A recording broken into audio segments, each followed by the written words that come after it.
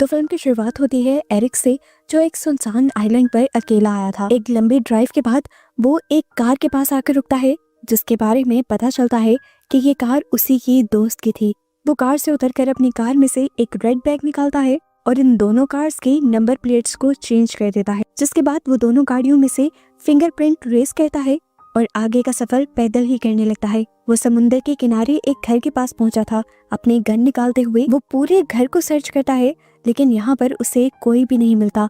पता चलता है कि वो यहाँ पर एक डेनिस नाम की औरत को ढूंढ रहा था, लेकिन यहाँ पर तो कोई था ही नहीं। एकदम से उसे लगता है कि जैसे किसी ने उसे पुकारा है। वो घर से बाहर जाकर देखता है, लेकिन यहाँ दूर दूर तक कोई नहीं था। उसे दोबारा वही आवाज आती है और अब वो आवाज का पीछा करते हुए समुद्र के किनारे पर पहुँचता है, जहाँ उसे एक मेटल का बैग दिखता है और करीब ही पड़ा बहुत सारा खून भी दिखता है।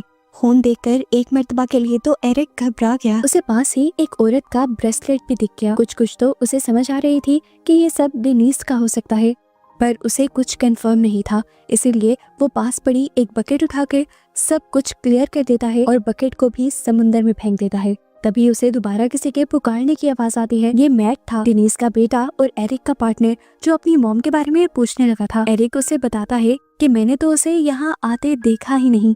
इतने में ये लोग घर पहुँचते हैं तो देखते हैं कि पॉल भी यहाँ आ गया था। ये उनका चौथा साथी था। असल में मैं बताती हूँ यहाँ चल क्या रहा था। ये लोग $40 मिलियन की एक पेंटिंग चुरा कर लाए थे, जिसके बाद उनका प्लान था कि ये लोग इस घर में स्टे करेंगे और उसके बाद मुल्क छोड़कर चले जाएंगे। सबसे पहले आना था यहाँ पर डेनिस को, जिसके पास वो पेंटिंग थी, और अब तो वो यहाँ पर थी भी नहीं। इन लोगों को लगता है कि जरूर एरिक ने डेनिस को मार दिया होगा, क्योंकि जो पेंटिंग डेनिस के पास होनी चाहिए थी वो इस टाइम एरिक के पास थी, और जाहिर सी बात है डेनिस को मारकर उसका हिस्सा भी तो बढ़ जाता। खैर पॉल और मैट अपना ये खदशा एरिक को नहीं बताते। वो एरिक से कहते हैं, हम एक दिन यहाँ पर डेनिस के आने का इंतजार करेंगे और अगर वो ना आई तो फिर यहाँ से चले जाएंगे। इतने में एरिक इन सबके फोन्स लेकर उसे रेड बैग में डाल देता है जो उसके पास पहले थे, और उसे समुद्र के बीचों बीच गिराता है। अभी एरिक वापस लौटा भी नहीं था कि उसे समुद्र से अजीब आवाज आने लगी। ये आवाज इतनी तेज थी कि मैट और पॉल को भी साफ सुनाई दे रही थी, और अजीब बात इस आवाज में ये थी कि इस आवाज ने इन तीनों को ही हिप्नोटाइज कर लिया था, और ये तीनों ही ज़ोंबीज जैसी चाल चलते हुए उस समुद्र तक चले जाते हैं। और जब इन्हें होश आता है तो ये तीनों खुद भी नहीं जान पाते कि ये लोग यहाँ पर आए क्यों थे। खैर ये लोग घर वापस आ जाते हैं और सोचते हैं कि ये सब जरूर थकावट की वजह से हुआ होगा। ये लोग सोने का डिसाइड करते हैं, पर मैट अभी भी अपनी मॉम के लिए परेशान था। पॉल उसे हौसला देता है और कहता है, वेट करते हैं, शायद कल तक तुम्हारी मॉम आ जाए। रात में अब पॉल एरिक के पास आता है और उससे सवाल करता है, सच बताओ, कहीं तुमने तो डेनिस को नहीं मार दिया? डेनिस से अपना और एरिक का रिश्ता छुपाने के लिए एरिक पॉल को यकीन दिलवाता है कि मैंने ऐसा कुछ नहीं किया। अंदर हम मैट को देखते हैं, जो जब नहाकर बाहर निकलता है तो उसे खून से भरी वही बकेट नजर आती है जिसे एरिक ने समुंदर में फेंक दिया था। बकेट को देखकर वो परेशान हो जाता है और जैसे ही उसके अंदर हाथ डालता है तो बकेट के अंदर से उसकी मॉम डेनिस का ब्रेसलेट भी निकल आता है। इस ब्रेसलेट को देखकर वो गुस्से से पागल हो जाता है और उसका शक यकीन में बदलने लगता है कि जरूर एरिक ने ही उसकी मॉम को मार दिया है। मैट एरिक के ऊपर जोर जोर से चिल्लाने लग जाता है और पॉल उसे काम डाउन करने की कोशिश करता है। कि तीनों इस टाइम बहस में ही लगे हुए थे कि अचानक से इनके दरवाजे पर जोर जोर से नॉक होने लगी। दरवाजा इन्होंने खोल कर देखा, वहाँ पर एक लड़की थी, काफी घबराई हुई सी, जो उनसे मदद मांग रही थी। एरिक और पॉल उस लड़की की मदद करने के लिए यहाँ से भाग जाते हैं, जबकि मैट उस खून की बाल्टी को देखता रहता है और सोचता रहता है कि आखिर इस बाल्टी को यहाँ पर रखा किसने होगा। जैसे ही एरिक और पॉल उस लड़की की मदद करने के लिए समुद्र के किनारे पहुंचते हैं तो देखते हैं कि वहाँ उनकी एक दोस्त बिल्कुल मरने की हालत में पड़ी हुई थी। एरिक उस लड़की को सीपीआर देता है और होश दिला देता है, जिसके बाद एरिक उस लड़की को उठाकर अपने घर ले आता है। एरिक इन तीनों से सवाल करता है कि आप लोग यहाँ पर कैसे? वो लड़कियाँ बताती हैं कि हमारी बोट का एक्सीडेंट हो गया था और हम तैरते तैरते यहाँ तक पहुँचे हैं। ये लोग जब इन तीनों से नाम पूछते हैं तो ये तीनों अपने परियों जैसे नाम बताती हैं, और ये नाम सुनकर ये लोग हंसते भी हैं और कहते हैं, अरे वाह, बिल्कुल कहानियों के कैरेक्टर वाले नाम हैं आप लोगों के तो। अब वो लड़कियां इन तीनों से इनके बारे में पूछती हैं तो ये लोग अपनी पहचान छुपाने के लिए झूठी कहानियां बना देते हैं। वो लड़कियां पूछती हैं, तो आप लोग यहाँ पर क्यों आए? एरिक कहता है कि हम यहाँ पर बैचलर्स पार्टी मनाने के लिए आए हैं। अब लड़कियां इनसे इनका फोन मांगती हैं ताकि वो मदद के लिए किसी को बुला सकें, लेकिन फोन तो इन्होंने पहले ही समुद्र में फेंक दिए थे। तो एरिक यहाँ पर एक और झूठ बोल देता है और कहता है कि हमने एक रूल बनाया था कि हम इस पार्टी में फोन नहीं लाएंगे। अब लड़कियों को ये बात अजीब लग रही थी इसीलिए मैट उनसे कहता है हम सुबह होते ही आप लोगों को कंट्री साइड पर छोड़ देंगे, जहाँ से कोई आपकी मदद भी कर देगा और आपको वहाँ पर फोन भी मिल जाएगा। अब एक लड़की को वॉशरूम जाना था। पॉल उस लड़की को वॉशरूम का रास्ता दिखाता है और साथ ही वो पेंटिंग ट्यूब जो उन्होंने चुराई थी चुपके से वो उठाकर बेड के नीचे छुपा देता है। और तभी उसकी नजर उस रेड बैग पर भी पड़ जाती है जो एरिक ने समुंदर के अंदर गिराया था। अजीब बात थी, वो बैग अब घर के अंदर था। पॉल इस टाइम ज्यादा सोचता नहीं और उस बैग को भी उठाकर बेड के नीचे छुपा देता है। पॉल घबराया हुआ मैट को किचन में लेकर जाता है और उसे बताता है कि मुझे लग रहा है कि एरिक हमारे साथ गेम खेल रहा है, क्योंकि जो बैग हमने एरिक को दिया था समुद्र में फेंकने के लिए वो बैग अब घर पे है और उसके अंदर सारा सामान वैसे का वैसा ही है। ये सुनकर मैट गुस्से से पागल होने लग जाता है और अब उसे यकीन हो जाता है कि जरूर एरिक उन्हें धोखा देने वाला है और उसी ने डिनीज को मारा है। जब एरिक उन्हें घबराया हुआ देखकर उनकी बातें सुनने के लिए आता है तो मैट उसे बहुत बुरा भला कह देता है। एरिक बात को संभालते हुए कहता है अपने इमोशंस पर काबू रखो, हमें किसी तरह बस ये रात गुजारनी है, सुबह होते ही हम इन लड़कियों को अपनी ही कार की चाबी दे देंगे और यहाँ से निकल जाएंगे। ये तीनों भी अब उन तीनों लड़कियों के पास ही आ जाते हैं और वो लड़कियां इनसे गेम खेलने को कहती हैं, जिस गेम में इन्हें आपस में एक दूसरे के बारे में जानना था। एक लड़की यहाँ पर इन्हें बताती है कि वो तो प्रिंसेस है और उसकी बात सुनकर ये तीनों हंसने लग जाते हैं। दूसरी लड़की इन्हें बताती है कि वो कुंग-फू चैंपियन है और अपने आप को जाहिर करने के लिए वो यहाँ पर एरिक को पलटाकर चेयर पे भी गिरा देती है। ऐसे ही गेम खेलते खेलते इन लोगों की दोस्ती बढ़ने लग जाती है। इतने में ही लाइट भी चली जाती है। एरिक जब लाइट को ठीक करने के लिए बाहर निकलता है तो एक लड़की उसके पीछे ही आ जाती है।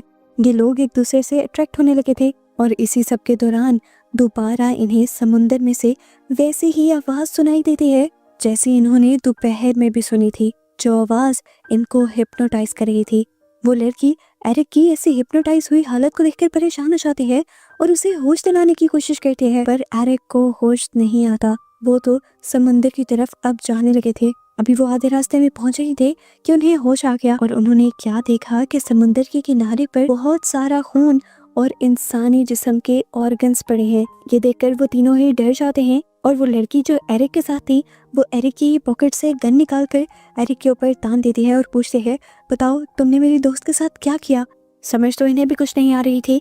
एरिक बताने की कोशिश करता है कि उसने दोपहर में भी ऐसे ही बहुत से निशान इस समुद्र के आसपास देखे थे। जरूर यहाँ पर कुछ बुरा हो रहा है, हमें लड़ने के बजाय अपने दोस्तों को ढूंढना चाहिए। असल में यहाँ से मैट और उसके साथ जो लड़की थी वो गायब हो चुकी थी।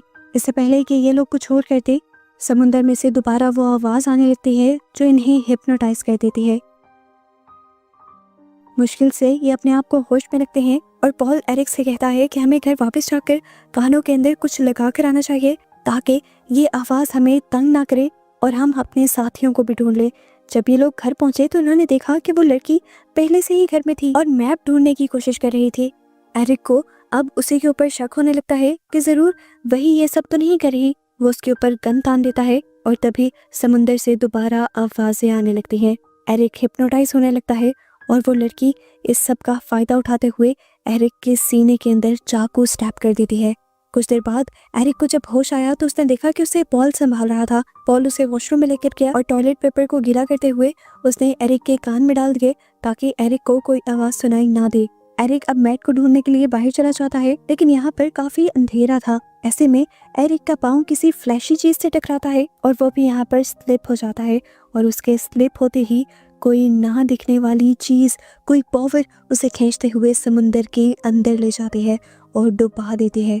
पॉल ने दूर से हल्का फुल्का सा ये नजारा देखा था। अब उसके साथ ये सब ना हो जाए इसके लिए वो अपनी पेंटिंग लेता है और अपने आप को घर के पिलर के साथ अच्छी तरह रस्सियों से बांध देता है ताकि वो आवाजें इसे अपनी तरफ अट्रैक्ट ना कर सकें। आवाजें तो बहुत आई पर इन रस्सियों ने अपना काम दिखाया। पॉल के हिप्नोटाइज होने के बावजूद भी पॉल समुंदर की तरफ नहीं बढ़ा। सुबह हो जाती है, पॉल को होश आ जाता है।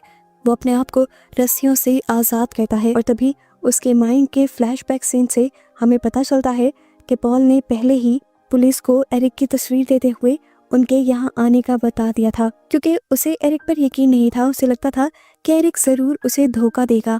वो एरिक को पकड़वाना चाहता था लेकिन यहाँ आकर तो खुद भी फंस गया। थोड़ी देर बाद उसने देखा कि वो तीनों लड़कियां समुंदर के बिल्कुल बीच में खड़ी हुई गाना गाते हुए उसे अपनी तरफ बुला रही थी। ये वैसे ही मिलती जुलती आवाजें थी जिसे ये लोग पहले सुन रहे थे।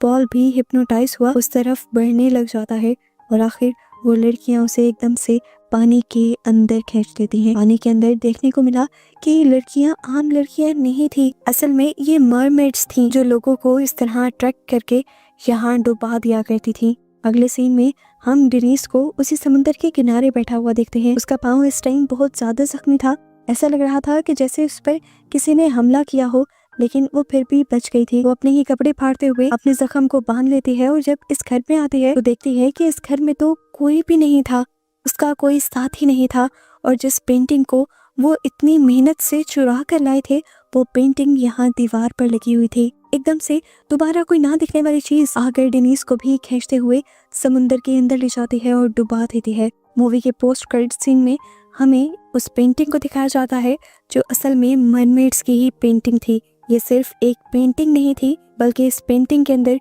पूरी कहानी बसी हुई थी, जिस कहानी का ये सब भी हिस्सा बन जाते हैं। और इसी के साथ ये मूवी यहाँ पर खत्म हो जाती है।